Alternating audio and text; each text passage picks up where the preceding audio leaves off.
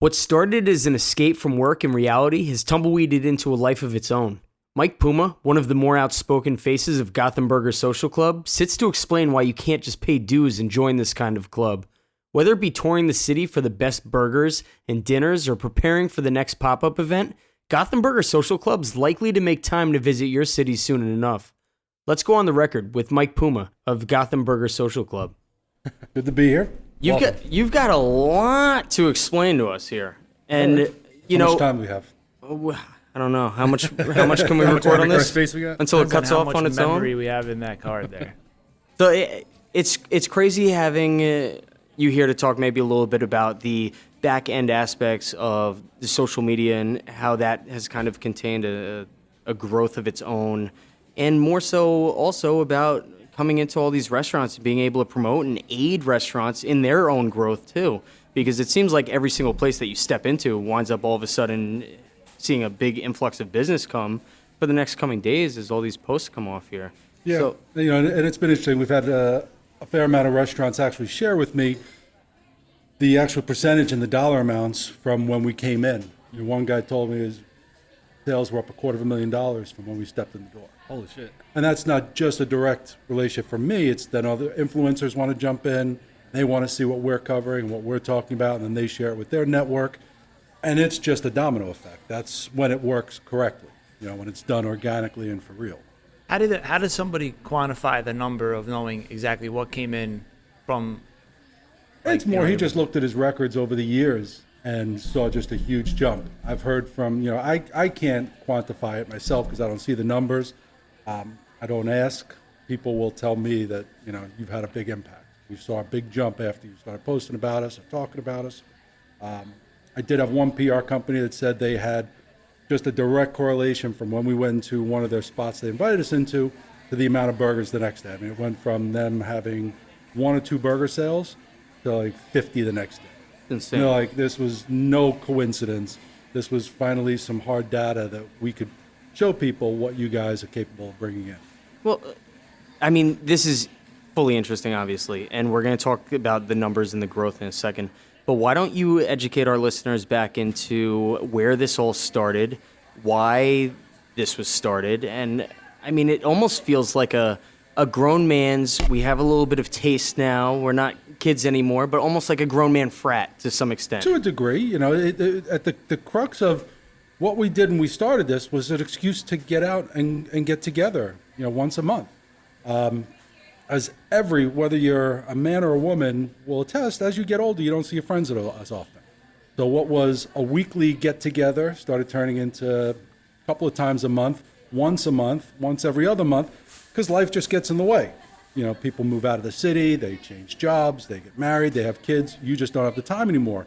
So literally bored one night with no other, thought of what this would actually become other than it was supposed to be a burger tour for 1 year.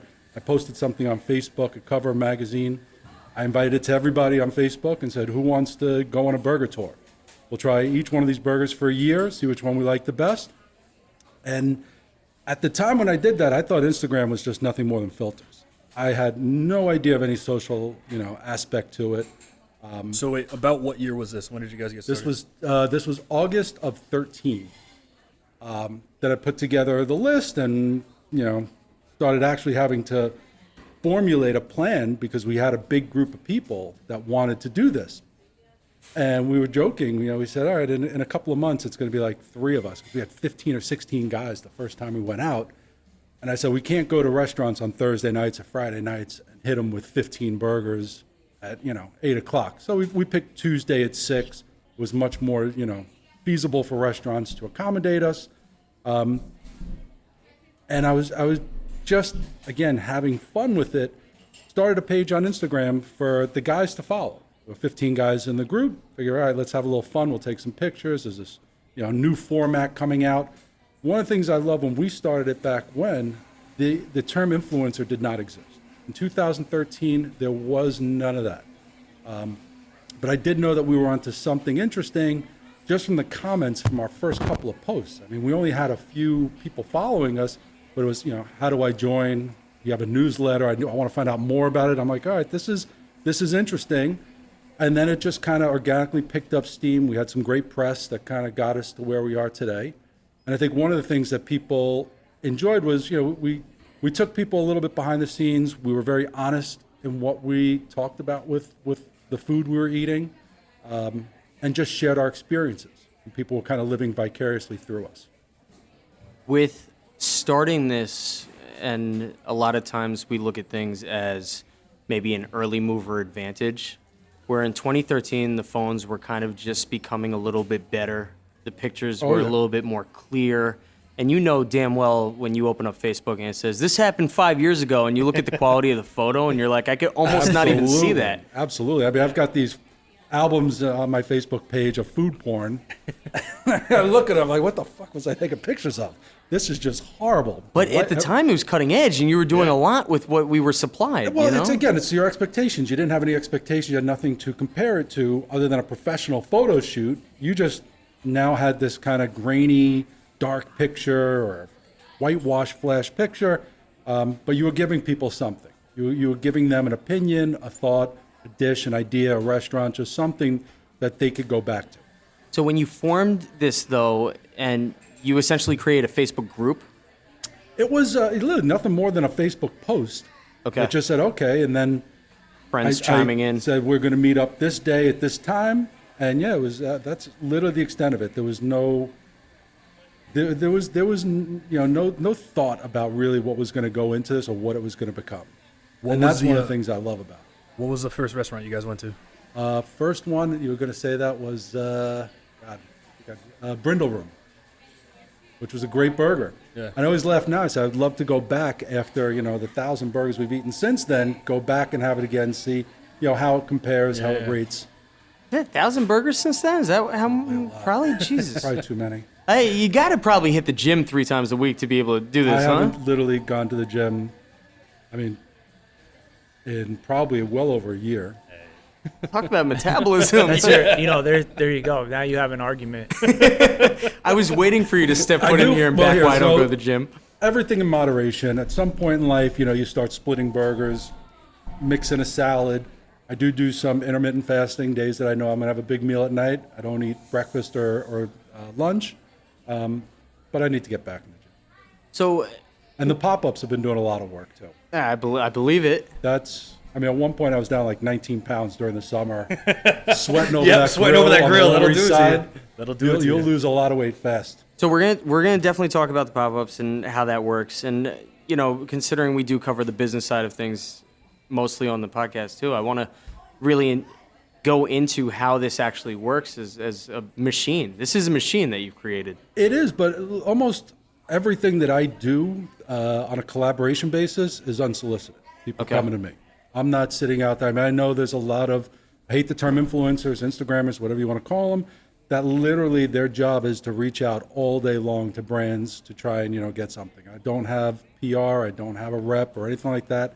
It's all me.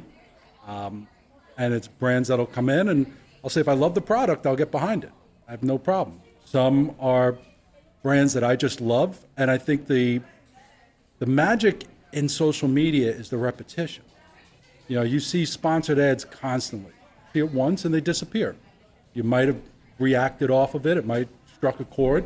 But when you see somebody post that same product or restaurant, whatever it might be, time after time and time, it starts to sink in. And that's when people say, wow, he really likes that. Let me give that a shot. And Adversely, though, too, it can be cautionary if people see the posts repeatedly too quickly in too short of a time period. Almost like over. Yeah, but it's got to be organic. I mean, if I'm eating it a second time in a week, people are going to know I'm here a second time because I like it, not because they're paying me to come in here. And I think there's a lot of noise out there in Instagram and Snapchat and TikTok and everything else that's going on. You gotta separate yourself from the crowd a little bit. You got to be genuine in what you're posting about.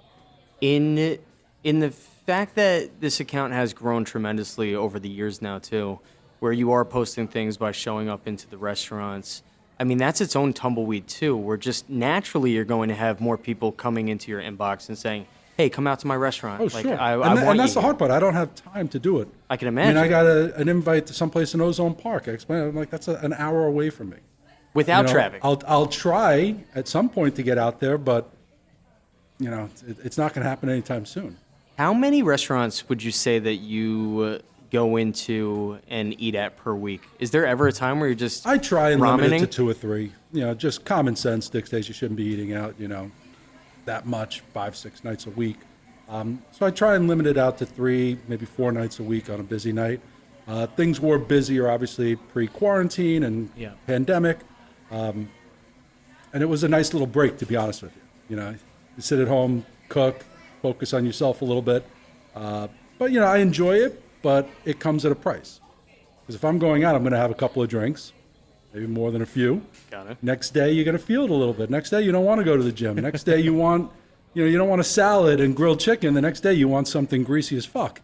That's, a really bad spiral to get into, and I know a lot of people that fall into that. How many guys are involved in Gotham Burger Social Club? There's about 15 guys in the club, but most of the guys are married. Half the guys in my club aren't even on Instagram. They're not even on Instagram. They don't care. They just love getting together, and that's what this was about. The guys have an excuse now once a month, second Tuesday every month, we get together. Hopefully as things start to open up again, we'll have some new burgers to rate. We'll start getting the ball rolling on that again as well. But that's what this is all about. And then, the fact that there are all these burger lists out there from all the big names that are out there. I don't want to talk bad about anybody, but they were very dated. A lot of these names were just being recycled. People were tired of them. They were like, that burger wasn't that good. Talking about like top 50 lists or something. Yeah, even the top 5 to 10, all the big lists that are out there. So we just brought a different flavor, something new to the playing field. And people were listening. They were paying attention. We were credited for putting a lot of big burgers on the map, being the first ones to talk about it and getting people in there. And that became very humbling. I mean, all of a sudden you started seeing how you could move the needle. You feel this responsibility now. I mean, I'd get calls sometimes from restaurants that are really hurting, begging me to come in. And, there's only so much I can do. It's scary, and it's a reality that happens out there, especially right now. Well, also too, you show up to a place, and if it creates, 20 more meals in a day, that you probably make the post the next day or so. That's definitely impactful for a guy that's a little bit struggling, and his Could Monday mean the or difference of Tuesday. keeping the lights on until we get back to normal. Sure. But I always tell people if I love the brand, I'll get behind it. I have no problem with pitching something that I think if the people are doing great stuff, great product, I'll go to town on it. So what started out as just burgers and rating burgers, though, with the boys, started evolving a little bit further. Yeah, because we got involved with some fundraisers. Places, would you give us a hand? And they started out with actually animal fundraisers. New York Bully Pit Crew, there was Social Teas. And then we were doing a Social Teas event to raise them some money. And they thought it would be kind of fun if we came up with this burger. And there's, the Oklahoma-style burger is something I've loved. It's the same form of a slider. I said, we'll do this version, we'll cook it up. And it came out really good. And people were loving it. And then people were asking, well, how do I get this burger? And I had to explain to people, it's not that kind of gig, We're just doing this for fun on the side. And they're like, you're nuts. You need to have your own place. I said, we all have our jobs, This is not something we're looking to do. Then we started doing some other events. We did a Jeff Mitchner fundraiser at Pig Beach. We did Ruizing for a Cause for Carl Ruiz. And that's where we kind of had this aha moment where we started seeing the impact. We were at Koshan 555, and we were having the largest lines at these events. And everybody's coming to us saying, your burger's the best thing here. And this isn't for the lack of talent. I mean, at one event, I got Chris Lilly, Billy Durney, and Josh Capon next to me, and these are all unbelievable chefs and pitmasters. And people are talking about my burger. That becomes humbling. That's like an eye-opener. You're kind of like, what the hell's going on here? And still at that point, there was still no ambition to open up a place or take it any further than really what it was. And then during the pandemic, a couple of bars had reached out and said, I know you guys have done some pop-ups. Would you want to do something? I said, yeah, sure. And then it's just taken on a life of its own. I mean, now we were up to doing 2 to 3 a week, literally thousands a week. It was insane. Explain to us how the pop-ups work. I mean, people are listening all over the U.S. Their towns maybe aren't always as big. they don't understand the concept of a pop-up. The pop-up is, you show up, set up the grill outside. When it was warm out, it was just first come, first serve. The smell of beef and onions cooking on the side, people would come like, I smelt this 5 blocks away, I had to find it. And we had people waiting 3-4 hours for a burger. It was insane. I'm cooking everything on a 36-inch flat top. But we had fun. The people that came out, there was always a great energy. They'd have a couple of drinks, wait, and they didn't mind. And they all said it was well worth the wait, so that was great. For me, logistics are the biggest problem. I have a lot of people now asking me, can you do a pop-up with me here and do something here? I'm not equipped to move around the grill, so the grills are literally set at 3 places. I have a convertible car. They don't fit in my car. Like, I'll throw them away and buy a new one if I have to move them. There's no place for me to store them. So I've got grills at Pig Beach. I've got grills at Marshall Stack. I got grills at Ray's on the Lower East Side. So the days that I do it, I just wheel them in the back somewhere, whether they're in the kitchen or back of the bar, and I'll pull them out when we're ready to cook. I love it's just like I got grills stashed over here. I got some grills stashed over here. It makes it a lot easier. Sounds absolutely ridiculous, but it's true. So you have one at Marshall Stack in 2 nights, right? Wednesday we'll be doing Wednesday a pop-up night, there. right. So when the weather started getting a little colder, I realized I can't have people waiting out in the cold for 2-3 hours. It's either not fair to them or they're not going to show up. So we transitioned a little bit into doing prepaid events. So they contact me when I announce the pop-up. They'll send me a DM, tell me what they want, and I know I can do a certain amount of burgers every 15 minutes. This way, nobody's waiting around for hours. We do during the day at Ray's. I will do first come, first serve. And last time we did it was Saturday. It was a real warm Saturday, 2 Saturdays ago. And the lines by the end of the afternoon were building up to a couple hours. But literally the reviews on social media are overwhelming. No one's complaining. It's so insane. Like it's I mean, insane the when way I you're hear talking, somebody say, I waited 3 hours for this burger and it was totally worth it. Or I would have waited longer. To me, that's crazy. and you talk about I'm not comparable waiting anything now. comparable things that people wait online for, like sneaker releases. Kids will be sitting out in line for hours to get their Yeah, sneakers. You've definitely seen it. You New camp out overnight. iPhones, people will hire somebody to sit in line for, and like you're just showing up to a place, and people are just happy to sit here for 3 hours and wait for their Yeah. food. Like, it's insane listen, to me. we're playing music. We kind of have this fun environment. I'm pouring some shots for some of our regulars that come by and introducing them to some of the whiskeys that I love. So we try and have a fun time while we're doing it. Sure. What kind of music is on that playlist, by the way? Everything. Okay. No Everything specific from genre. Country to Tupac. I mean, There you go. Nice. Half the times I'm making these playlists at like 2 a.m. I'm like, oh, that sounds great. And then I had like some of my help was like, what the hell are you doing playing this song? I'm like, Yeah, "Oh, it was I'll take good at that the one moment. off." It was Sounded good like at a the good moment. idea Friday night at 3 a.m. So, is there a risk though in doing too many pop-ups too close together in time? I thought so, but so far we sell out every time. It's awesome. I mean, there are times where I'm like, all right, there are times some are a little bit slower than others. I'm like, well, that makes sense. We just did one 2 days ago. And Marshall Stack and Ray's are literally 2 blocks away from each other Okay. on the Lower East Side. So it's a lot of the same crowd. I would love to space it out a little bit more and, do more in Brooklyn and more on the Upper East Side and West Side. But it's just so much work. And these places are at least close to home for me. Again, the grills are there. So for now, until I'm ready to take the next step, get more help, get a truck, this is kind of what it's going to be for now.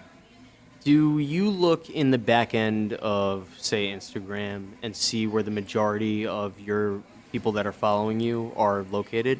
I mean, I'm assuming it's a high New York central Yeah, it's New York, but density. then there's London, there's Brazil. It's all over the world. So, and I say this, I guess, really to say, can the pop-ups go further out? Yeah, I mean, we did a pop-up in Connecticut, and I told the guy who would invite, and we've done them out actually North Fork as well. And I'll tell these people, if you're willing to get the grill, that's a game changer. So usually these Blackstone grills are like $300. They're not that expensive. They're willing to buy them, and they get to keep them and use them for another one, or I'll come back up there and do another one. We'll make it work. I've done ones out in the Hamptons, and I've done ones in Connecticut. There was talk of starting to build, maybe doing some stuff in Louisville, and then the pandemic kind of shut that down. I might be down in Florida in a couple of weeks doing an event, still trying to iron out the details there, but I put all of that on hold because I'm just not safe traveling around. And Is it only Blackstone that you'll use? Not necessarily, no, Okay. but they're the I have easiest. one. I have one myself. They're the easiest one. They're great for the home use. They're a little Yeah. bit tougher for the heavy lifting that we're doing. I meant at home, by the way, just so not here. But I mean, Not- I looked at getting a custom grill, and I would love to. I have no place to store it. I just sit in the back of my head. I'm like, where the hell am I going to put this thing? Where's your favorite burger in the city aside from your own? Honestly, favorite burgers are tough, and I hate the term best because whenever anybody uses that term, oh, this is the best. Yeah, that's Well, subjective. that implies that you ate every single wing in Westchester, that this is the best wing, and you probably didn't. So there's a lot of great stuff. So for me, it's my mood. What am I in? Am I in the mood for a double smash patty? Am I in the mood for a nice 8-ounce dry-aged burger? But there are a few burgers that I do crave on a regular basis.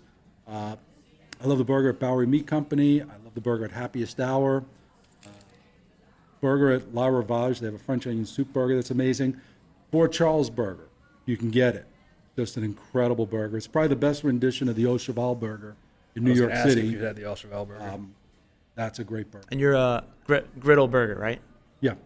Okay, good. Can you walk us through how you build your burger? I mean, like I've seen pictures of it. I think I know what goes on it, but Yeah, for so I everybody mean, it's a ball of meat. I do 3-ounce patties, cover it with onions. Then you go smash the onions into the beef. At that point, I season it. People season it all different things. To me, now I've got a wide surface. I can make sure everything's evenly seasoned. Build that crust. It doesn't take too long on that grill. It gets pretty hot. Then you just want to have the right equipment, a good scraper, so you're not leaving excess on the grill. And I use a Martin's potato bun. Toast that up a little bit. I think it gives a nice little toasty, nutty flavor to it. American cheese, that melts the best. And condiments are up to everybody. We dress it for everybody's taste. I offer special sauce, mustard, ketchup. I tell people use condiments sparingly, but a little bit goes a long way. Just that little hint of ketchup, that little hint of mustard, kind of brings some of those nostalgic flavors of when we were growing up. To me, one of the biggest benefits of this burger is that it cooks extremely quickly, no? Yeah. I mean, I can make one in a few minutes. Sure, and if you're making one of these in a few minutes, you're putting out one of these decently quickly, I would think. But we still have a line of guys just waiting for hours to get burgers. We had It's nuts. to literally limit the orders at one point because people were coming up and they're like, "Yeah, I need 10 doubles." Well, they were and selling then the them. person behind him would be like, "Yeah, I need 5 doubles." I'm like, That's your "All entire right, grill." that's 20 minutes of burgers right there. No one else is getting a burger before you guys." So we had to say, "All right, 4 patties per person. You can get 2 doubles, 4 singles, but at least some way to move the line a little bit more." Makes sense. So as much concentration that there is on burgers, though, too. And when I go back to look at the Gotham Burger Social Club Instagram, there's a lot more than just burgers on that now at this Yeah, point, and I tell too. people, I even from day one, if it's something I like, I'll share it. I know people want to see the burgers and they want to see the red meat. They certainly don't want to see salads and fish. I mean, there's But not if really I much have- of that. But if I have an amazing fish dish, I will show it. And But it is unfortunate because I know what is going to get the traction, and it's what they want to see. And it's the food porn, it's the sensational stuff. You don't want to see a well-crafted dish that just looks good without the meat. Yeah. In those photos that you do post, though, that are not the burger photos, do you see them maybe not do as well or gain as much course, traction, right? But I don't care. Oh, I'm For me, not saying it's like- about that. I'm Like just for me, I questioning. don't make my living off of this. Nobody owes me anything. So whether that post gets 500 likes or 5,000 Sure. likes means nothing to me. If it's a place I want to help, I'm going to repost them again in a few weeks, and they'll come back on my feed, and the point will get across.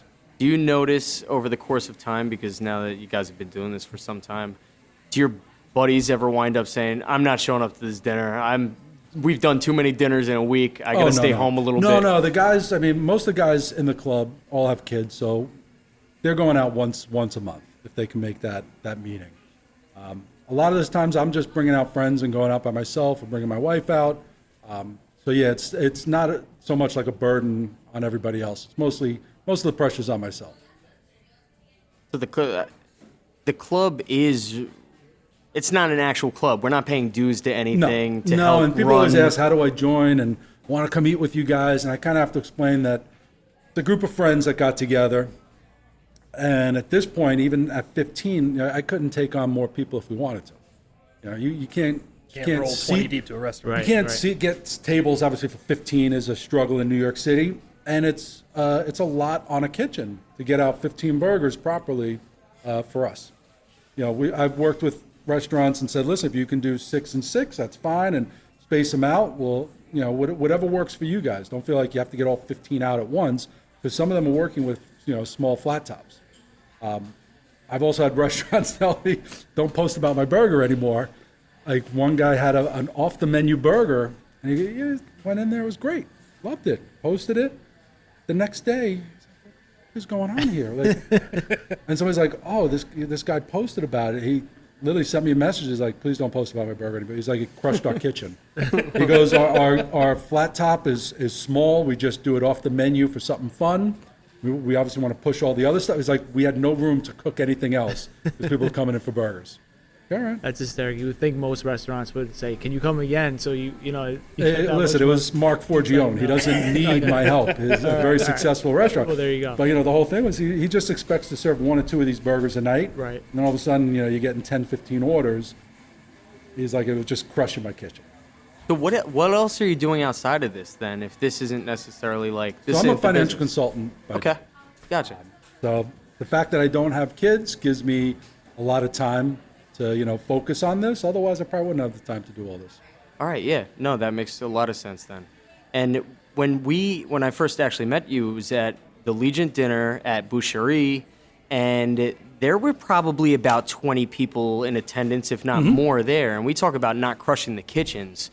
Now, if you looked over the ledge, because they gave us a little private area upstairs, you looked over the ledge down at the kitchen, all you saw was steaks strewn across the entire Boucherie's grill top. just a machine. They have some really talented chefs there.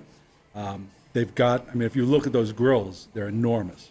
There's a lot of kitchen space. There's You're like 2 amazed of at them, how much they can if not push out. 3. Yeah. Yeah. Okay. So, and that is a lot of stress to put onto a place, and those weren't just regular plates. Yeah, but Those we were beautiful plates. taking, you know, tables that would have ordered steaks anyway. So it was really, we didn't put any added pressure on them. We curated the menu before we went in, you know, with Cal, with Legion.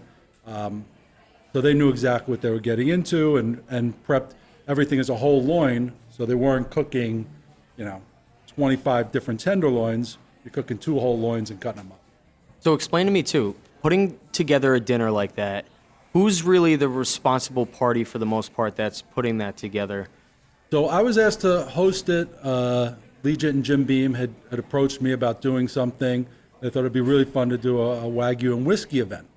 So I know a lot of good Wagyu providers. I talked to Cal. They would love to do it. And we just kind of put something together. And then kind of once I introduce all the parties, I step away. Let the chef curate the menu. I let the host figure out the financing of it. And then my job is, you know, bring in some people and talk about it. So you're essentially putting the meetings together for these guys to figure it out. I'm not and- putting together the menu. I'm not a chef. Let them do that. So yeah, all right. So I'm just saying, for example, say there was an event sitting here, right here, that was being put together. You may be hosting this event, and you may say, hey, we could suggest using this meat vendor. I have ties to them. They're good guys. They've got good quality meat. And we'll sell this place out, and that's it. And at no point, maybe you don't get like a finder's fee taken off the top or something of that nature? Or? Yeah. That was a sponsored event. That Sure, was what I got nice. paid to do. All right, so That was these... a lot of work. Oh, But those are different than normally. So your normal posts are Yeah, my normal posts, are no. just completely organic.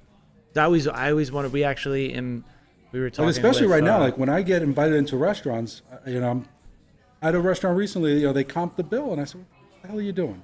I'm here to support you guys right now. Like, I'm not looking for freebies. And the guy literally said, he goes, you know, you didn't reach out to us. He only recognized me in the restaurant.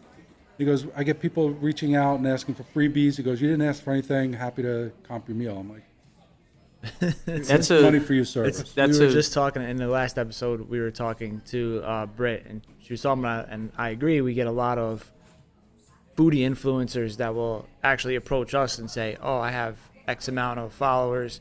We'd love to come in and work Yeah, work with that you." That blows my mind. I don't know. And- They've got some balls doing that stuff. Yeah. I find exactly what it it is. slightly obnoxious. I think there's a professional way to ask. I actually have helped people with their social media pages, so I see the requests that come in, and it's disgusting. Yeah, I was. You know, especially some The of them, sense I of feel like entitlement from don't some even have an idea of what their following actually is. Because I don't want to do that anyway. But I went and followed, and we have a good following, and I look, and they have like 2,000 followers. And listen, like, there's nothing wrong with micro influencers. Everybody's got to grow somewhere. right. It's how professional are they? What are they willing to do? What are they asking for? I've seen you have a whole story, the Insta fraud story. Yeah, I get a lot of restaurants that ask me like, well, how do I handle this?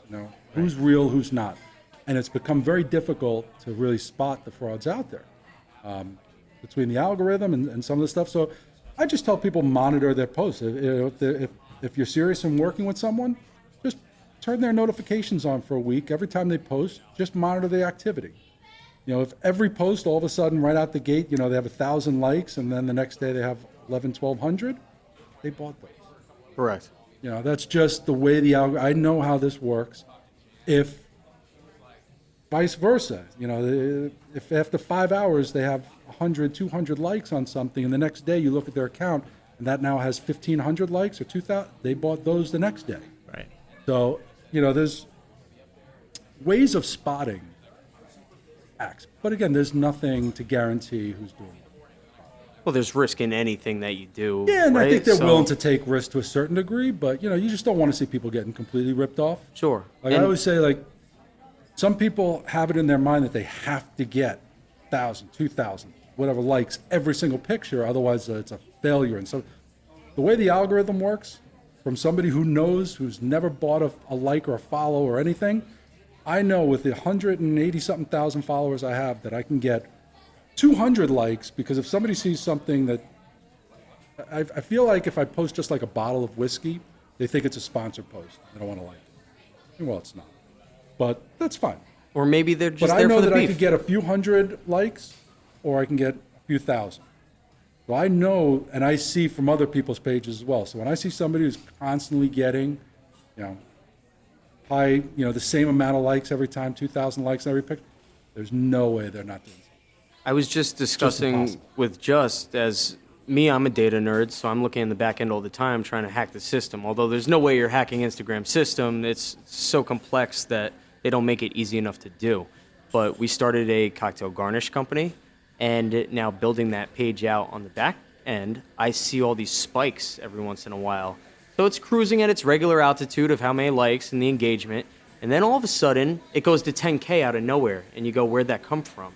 And I mean, for an account that just started, that's a lot, right? So That's fine. You can catch the algorithm if you're on an Explorer page. You'll get those bursts here and there, and some will do better than others. And that's what I'm saying is they're showing up. And now in this process, yes, there's a lot of people that reach out to you and they go, hey, I get 500 likes on my photos and I have 2,000 people following. Send us garnish. And I go, well, this account was just formed like 3 months ago. Yeah. You're not How'd you here build it for a already? long time, right? Like, let's see this actually enact. And then I'm happy to give the guys the 30% off code. I'll take Yeah, the they'll risk know. on that. Yeah. And they don't want any part of that. No. Maybe I get cursed out and I go, okay, cool, continue. But this seems to be like a piece of where we are in today's I love technology. the ones who always say, big fan of your page, would love to collaborate, and you look, they're not even following. And Like, obviously, you're not that big a fan. I mean, you don't even follow me. For a starter, if you're going to ask for free shit from somebody, Yeah, you can follow them at least. Right. Engage with them. Show up on the radar somehow. Send me a bunch of comments on some stuff so at least I know who you are than when you just hit somebody out of the blue and ask for something. are you using really anything else besides Instagram as far as No, putting I things don't have out there? time for it. Because it's just easy. I mean, it's linked to Facebook, so it automatically gets posted on Facebook. I don't use Twitter. We're not going to fight I mean, you. I hate a lot of social media right now. I mean, the environment we were in, obviously, over the last, I wouldn't even say over the last year. I mean, I got off of Facebook 4 years ago, during all the political bullshit. I just don't want to hear people's bullshit anymore. And I put bullshit out there. I don't think people want to hear my points of view sometimes. And there are times I'll veer off and I will, You get on suck my in. soapbox and say something. I try and limit it. But again, we all get frustrated at times. We all have a voice. We all want to be heard. But sometimes it's just too much. I just had this conversation with somebody too where I was like, I was following this cocktail forum on Facebook because I was trying to keep in touch with what's happening behind the bar. And then all of a sudden, now it just became a whole platform to scream about equal rights and this and that. And I was just like, why can't we just go back to putting the cocktails up? That's why I was here in the first place. Well, that's what I love. I'm like, listen, if you're an influencer who built their page playing with food and pulling cheese and all this other shit, you think I want to hear your political views? No. Not really. I don't really care about them at all. Which Yeah, it that's makes not why, it that's tough. not what I'm here That's not why for. we're here. Yeah. So, the question is, obviously, you're saying that I don't do Twitter. I'm not doing the whole LinkedIn thing We're in not that gonna find you- capacity, at least. We're not going to find you TikTok, trending on TikTok. I think that there's obviously a great market for TikTok. That seems to be the new hot thing. Again, it's just how much time do you have in your day that you want to focus? Furthermore, can you wrap your head around another platform like that? No. Like it's deep. We just talked a couple of episodes back with Taco Daddy restaurant up in Stanford that's done unbelievably well on TikTok. In fact, it blew up half the business because of TikTok, right? Mm-hmm. They caught the algorithm. They got the girl. What's her name? One of the- Charlie, the girl that's like the number one.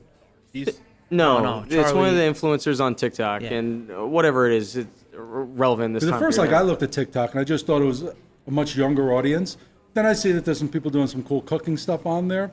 So maybe at some point I'll jump on board, but Well, the one thing to look forward on is that the younger audience becomes the older audience at some point, and if these platforms are still around, they use these platforms as their primary, where for them maybe Instagram's then outdated or they never use it again. And that's where I realize that I'm starting to age when I look at the younger guns doing things, and I'm just like, they're just going to do that for the rest of their life because they don't use Instagram or Facebook? Because Facebook is looked at as an older person's platform to actually talk Yep. and speak and put a voice out there. Instagram's been beautiful pictures, but now they're all the videos. I mean, I just want, at what point are people just tired of it? It's like another streaming service. It's like, what more do we need another one? You built After up all your Discovery friends, Plus, you we built don't. up all your shit. Like, Discovery else do I Plus has need? the cap. Yeah, and what I'm really gearing towards here is YouTube. You haven't really taken advantage of YouTube in that no, I sense. missed that boat. Okay. Yeah, I'm you an feel like idiot. it's completely just I over? wouldn't say it's over, but I mean, again, I would need to take this to another step to bring on more of a team, to bring in production team and crew, and have them do some really well, produced videos to go in that direction. Now that we're going back into the summer, we're going to be back outside again. Nobody has to fear having anybody wait in lines for 2.5 hours, 3 hours. Well, they'll still be waiting in line, so it'll just be warmer. More comfortable lines. So You might be able to have a drink or something. But that's, at the other part of it, you're there to support the bar. So if you're, I have bars tell me, yesterday we did $200 in business.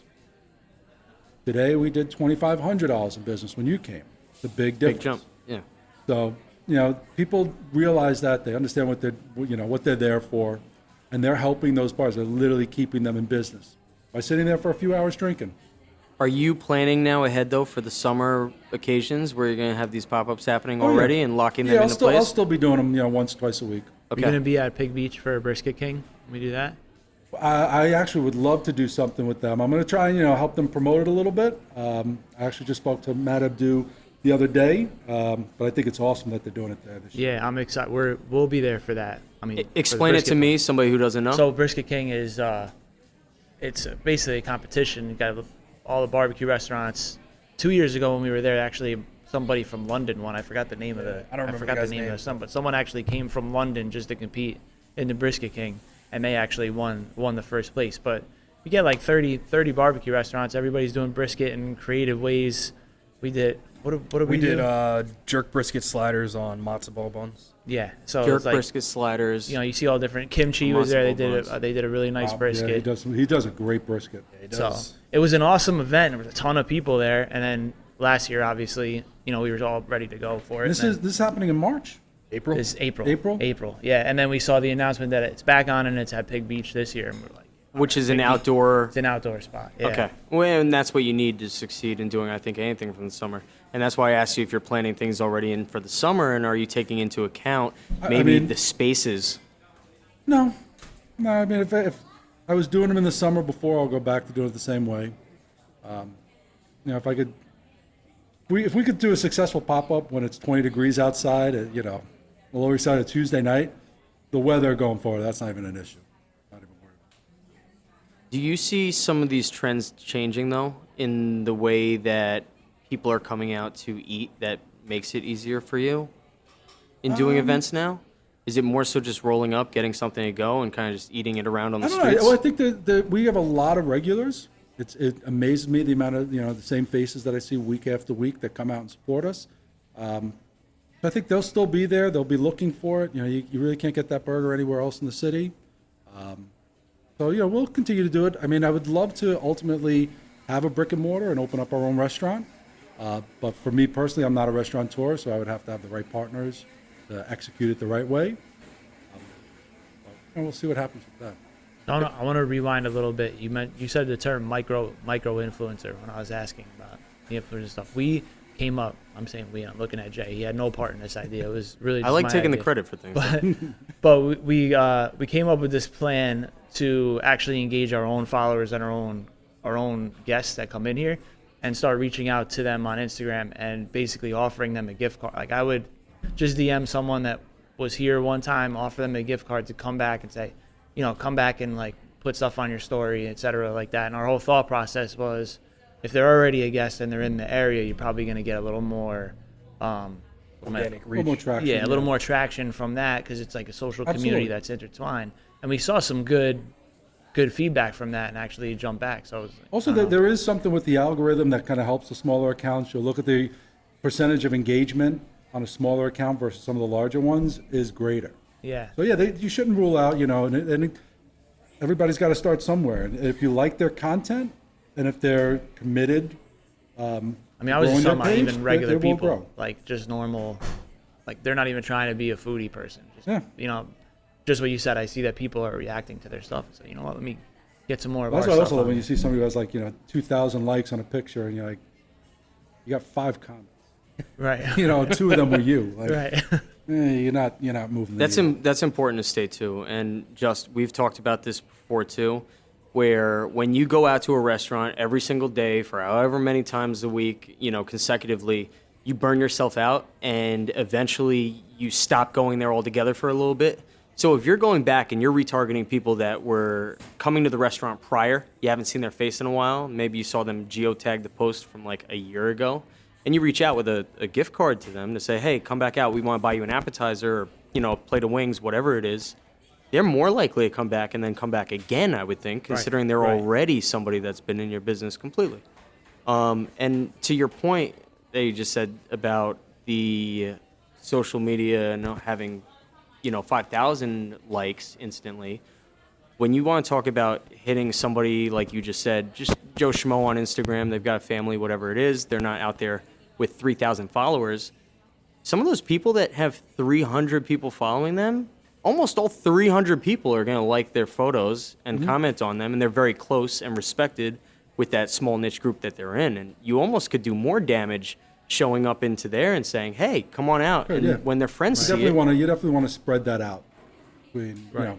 bigger, and then there the person with 1 million followers, but they may ask for money to come in, and that's where it's up to each business to decide what their budget is for marketing. You may decide to pay somebody $500,000 to come into your restaurant and say, well, that's a small price to get 1 million eyeballs. So that's where, as a business owner, you have to make the decision out of your marketing budget where to spend your money. Right. do you want to let the peoples out here, because there's a lot of restaurateurs that probably listen to us, I would think, and their ears wiggled a little bit when you said you want a brick and mortar, but you need to find the right partner. Those partners are obviously definitely out there listening, because this is one of the 3 restaurant podcasts that really exist, I think, out there, right? I think there's 4. Yeah, whatever. It's a small amount. And they'll probably be reaching out to you, I would assume, in the future when they hear this episode, whenever it hits them. Listen, the opportunity's now. I think there's a brand there, as opposed to a lot of new concepts that start cold. And, you hope for the best. We've already got a following. We've already got a product people love. I just need help, with somebody with the day-to-day, how to Specifically operations. operational. And all. Yeah, okay. Tell them where to find you on Well, it's Instagram. Gotham Burger Social Club. They could always email me at gothamburgersocialclub@gmail.com. Send me a message on Instagram. You can send me a DM. I try and respond to everything, so I will see the message. There you go. Guys, don't forget to smash that like and subscribe button because, algorithms.